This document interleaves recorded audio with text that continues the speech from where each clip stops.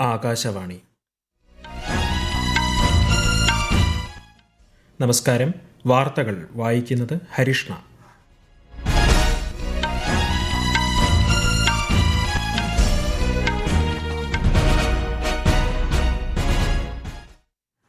പ്രധാന വാർത്തകൾ. ഉപഗ്രഹ വിക്ഷേപണ മേഖലയിൽ ഇന്ത്യ ആഗോള വിശ്വാസ്യത നേടിക്കഴിഞ്ഞെന്ന് കേന്ദ്രമന്ത്രി ജിതേന്ദ്ര സിംഗ്. ഗ്രാമീണ ജീവിതം മെച്ചപ്പെടുത്താനുള്ള കേന്ദ്ര സർക്കാർ സംരംഭങ്ങൾ രാജ്യത്തിന്റെ സമ്പദ് വ്യവസ്ഥയ്ക്ക് ഉണർവ് പകർന്നതായി കേന്ദ്രമന്ത്രി ശിവരാജ് സിംഗ് ചൌഹാൻ. പ്രകൃതിക്ഷോഭങ്ങൾ ബാധിച്ച 5 സംസ്ഥാനങ്ങൾക്ക് കേന്ദ്ര സഹായം അനുവദിച്ച് ഉത്തരവായി. മുല്ലപ്പെരിയാർ അണക്കെട്ടിൽ കേരളത്തിനും തമിഴ്നാടിനും സ്വീകാര്യമായ പരിഹാരം കണ്ടെത്തണമെന്ന് സുപ്രീം കോടതി. കേരളത്തിന്റെ വികസനത്തിൽ തദ്ദേശ സ്വയംഭരണ സ്ഥാപനങ്ങളുടെ പങ്ക് വലുതാണെന്ന് മുഖ്യമന്ത്രി പിണറായി വിജയൻ. മലേഷ്യ ഇന്ത്യ പ്രതിരോധ സഹകരണ സമിതിയുടെ 13ാമത് യോഗം ഇന്ന് ക്വാലലംപൂരിൽ നടന്നു. സൈബർ സുരക്ഷ, പ്രതിരോധ വ്യവസായം എന്നിവയിൽ സഹകരണം മെച്ചപ്പെടുത്തും. ICC ചാമ്പ്യൻസ് ട്രോഫിയിൽ ന്യൂസിലൻഡിനെതിരെ പാകിസ്ഥാന് 321 റൺസ് വിജയലക്ഷ്യം. വാർത്തകൾ വിശദമായി. ഉപഗ്രഹ വിക്ഷേപണ മേഖലയിൽ ഇന്ത്യ ആഗോള വിശ്വാസ്യത നേടിയിട്ടുണ്ടെന്ന് കേന്ദ്രമന്ത്രി ഡോക്ടർ ജിതേന്ദ്ര സിംഗ്.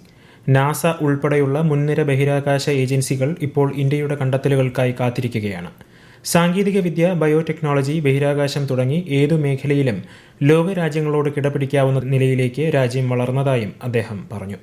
ബഹിരാകാശ ഡോക്കിംഗ് പരീക്ഷണം ഇന്ത്യയുടെ സാങ്കേതിക പുരോഗതിയുടെ തെളിവാണെന്നും ഗഗൻയാൻ, ചന്ദ്രയാൻ 4, ഭാരതീയ അന്തരീക്ഷ സ്റ്റേഷൻ എന്നിവ ഉൾപ്പെടെയുള്ള ഭാവി ബഹിരാകാശ ദൗത്യങ്ങൾക്ക് വഴിയൊരുക്കുന്നതാണെന്നും ജിതേന്ദ്ര സിംഗ് വ്യക്തമാക്കി.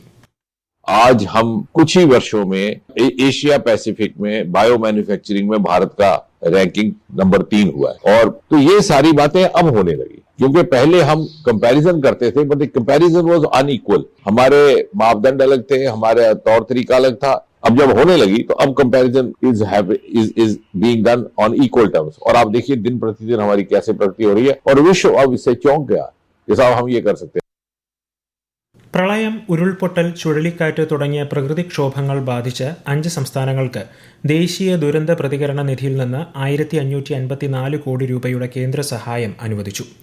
ആന്ധ്രാപ്രദേശിന് 608 കോടി രൂപയും നാഗാലാൻഡിന് 170 കോടി രൂപയും ഒഡീഷയ്ക്ക് 255 കോടി രൂപയും നൽകും.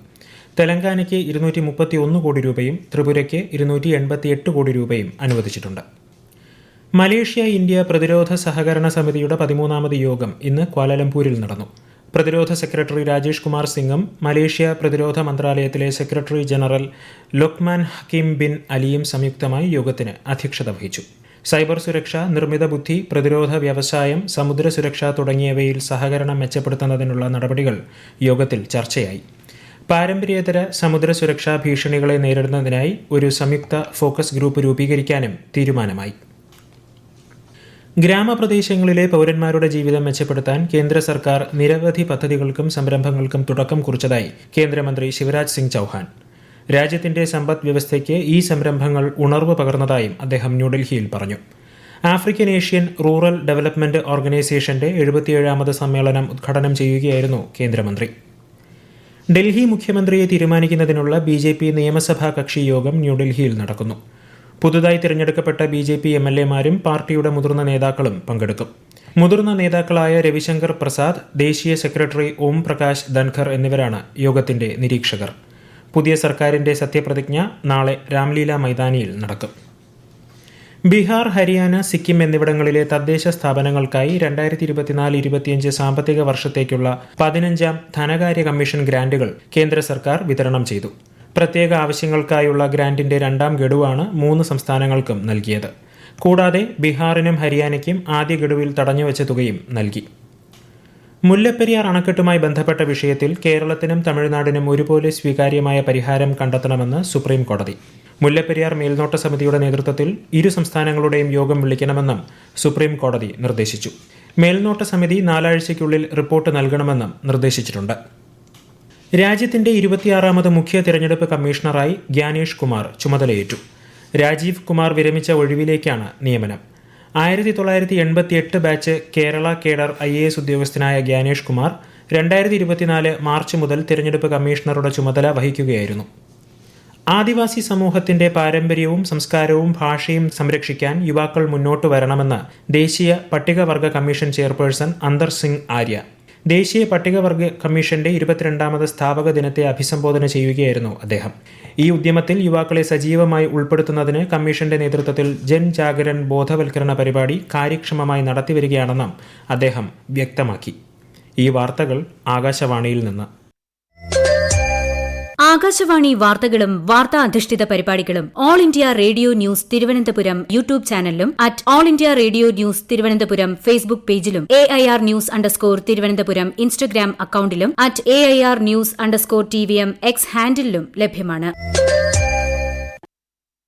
പ്രധാനമന്ത്രി നരേന്ദ്രമോദിയുടെ പ്രതിമാസ റേഡിയോ പ്രഭാഷണ പരിപാടി മൻ കി ബാത്ത് ഈ മാസം 23-ന്. മൻ കി ബാത്തിന്റെ 119ാം പതിപ്പാണിത്. ആകാശവാണിയുടെയും ദൂരദർശന്റെയും എല്ലാ നിലയങ്ങളും പരിപാടി തത്സമയം പ്രക്ഷേപണം ചെയ്യും. കേരളത്തിന്റെ വികസനത്തിൽ തദ്ദേശ സ്വയംഭരണ സ്ഥാപനങ്ങൾ വഹിക്കുന്ന പങ്ക് വളരെ വലുതാണെന്ന് മുഖ്യമന്ത്രി പിണറായി വിജയൻ. തൃശൂരിൽ നടന്ന തദ്ദേശ ദിനാഘോഷത്തിന്റെ സമാപന സമ്മേളനം വീഡിയോ കോൺഫറൻസിലൂടെ ഉദ്ഘാടനം ചെയ്യുകയായിരുന്നു മുഖ്യമന്ത്രി. സാർവത്രിക വിദ്യാഭ്യാസം, ആരോഗ്യം തുടങ്ങിയ മേഖലകളിൽ സംസ്ഥാനത്തിന് മുന്നേറ്റം കൈവരിക്കാൻ സാധിച്ചത് തദ്ദേശ സ്ഥാപനങ്ങളുടെ സഹായത്തോടെയാണെന്നും മുഖ്യമന്ത്രി പറഞ്ഞു. ഇപ്പോൾ കേരളത്തിന്റെ ഒരു പ്രത്യേകത സാർവത്രിക വിദ്യാഭ്യാസം നടപ്പായ ഒരു നാട് എന്നുള്ളതാണ്. പക്ഷെ ആ സാർവത്രിക വിദ്യാഭ്യാസം യാഥാർത്ഥ്യമാക്കുന്നതിൽ തദ്ദേശ സ്വയംഭരണ സ്ഥാപനങ്ങൾ വലിയ പങ്കാണ് വഹിച്ചിട്ടുള്ളത്. അതേപോലെ തന്നെ ഒട്ടേറെ നേട്ടങ്ങൾ കേരളത്തിൻ്റെതായി പറയാൻ നമുക്കുണ്ട്. ആ നേട്ടങ്ങൾ ആ രീതിയിൽ നേടുന്നതിന് തദ്ദേശ സ്വയംഭരണ സ്ഥാപനങ്ങൾ വഹിച്ച പങ്ക് ആർക്കും നിഷേധിക്കാൻ കഴിയുന്നതല്ല. ഇടുക്കി മൂന്നാറിൽ ടൂറിസ്റ്റ് ബസ് മറിഞ്ഞ് 3 വിദ്യാർത്ഥികൾ മരിച്ചു. നിരവധി പേർക്ക് പരിക്കേറ്റിട്ടുണ്ട്. തമിഴ്നാട്ടിലെ നാഗർകോവിലിൽ നിന്നുള്ള കോളേജ് വിദ്യാർത്ഥികളാണ് മൂന്നാർ എക്കോ പോയിന്റിൽ വച്ച് അപകടത്തിൽപ്പെട്ടത്.